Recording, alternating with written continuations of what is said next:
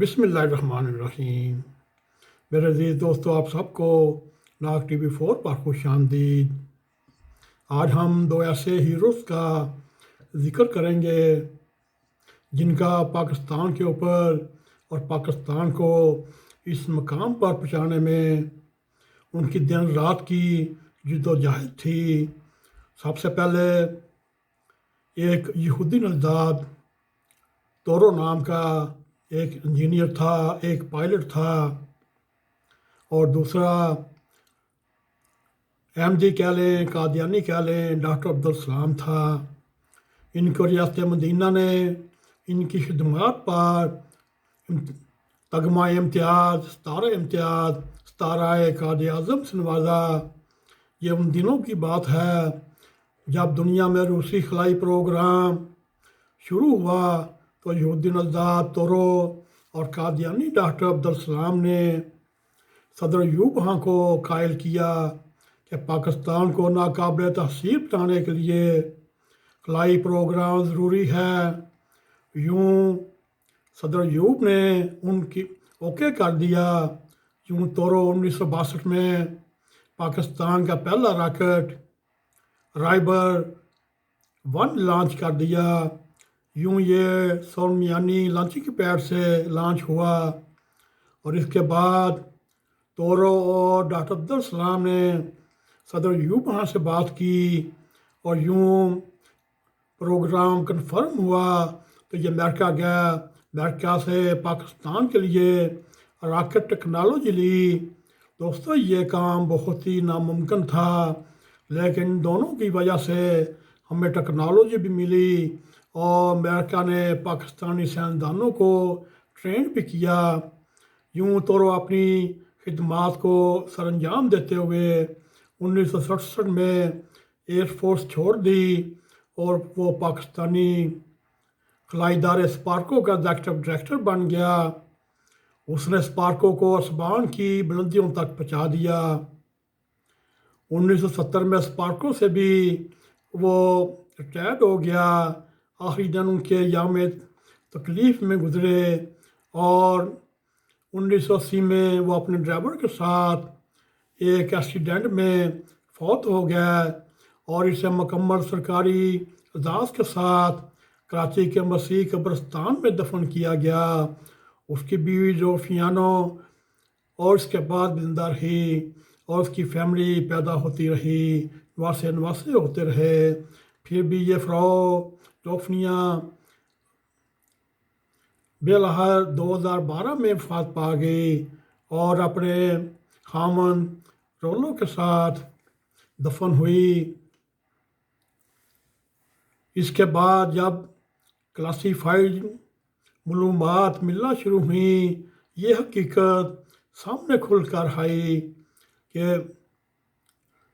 تورو کو جاسوس بنانے اور خریدنے کی متعدد بار کوششیں ہوئیں، مگر اس نے ہر وقت انکار کیا۔ یہ اس میں پاکستان کی حب الوطنی تھی۔ اس سے جب اس بارے میں پوچھا گیا تو اس نے الٹا سوال کیا، کیا ایک محب وطن پاکستانی ہونے کے ناطے کیا مجھے یہ زیب دیتا کہ میں ان بدبودار لوگوں کو توجہ دیتا جو مجھے خریدنا چاہتے تھے۔ میرے عزیز دوستو، یہ تو آپ نے مختصر تورو کی کہانی پڑھی۔ آئیے ہم آپ کو اس شخص کا کمال دیکھیے، یہ کہاں سے آیا، اس نے کس طرح پاکستان کو اپنا ملک بنایا، اور پھر اسی پاکستان کی مٹی میں دفن ہوا۔ میرے عزیز دوستو، آپ چند لمحوں کے لیے اس کا مذہب عقیدہ سائٹ پر رکھ کر جواب دیجئے، کیا خاندان، زبان چھوڑ دینا اور اپنی پوری زندگی ان لوگوں کے لیے وقف کر دینا جو دوسروں کو مذہب کی بنیاد پر اچھا یا برا سمجھتے ہوں، کیا یہ آسان ہوتا کہ کیا کسی نئے ملک کی ہواؤں فضاؤں کو ناقابل تحصیل بنا دیا، اور لاکھوں کروڑوں کی آفر کو ٹھکرا کر چند ہزار روپوں پر گزارا کرنا، اور پھر نہایت ہی خاموشی کے ساتھ اپنی جان افریق کر دینا۔ اور آئیے ہم دوسرے ہیروز کا ذکر کرتے ہیں۔ یہ ڈاکٹر السلام بھی ایک نابغہ روزگار شخصیت تھا۔ میرے عزیز دوستو، آپ پاکستان میں ان کو کچھ سمجھیں یا نہ سمجھیں، دنیا آج بھی ان کو بڑا دماغ سمجھتی ہے اور مانتی ہے۔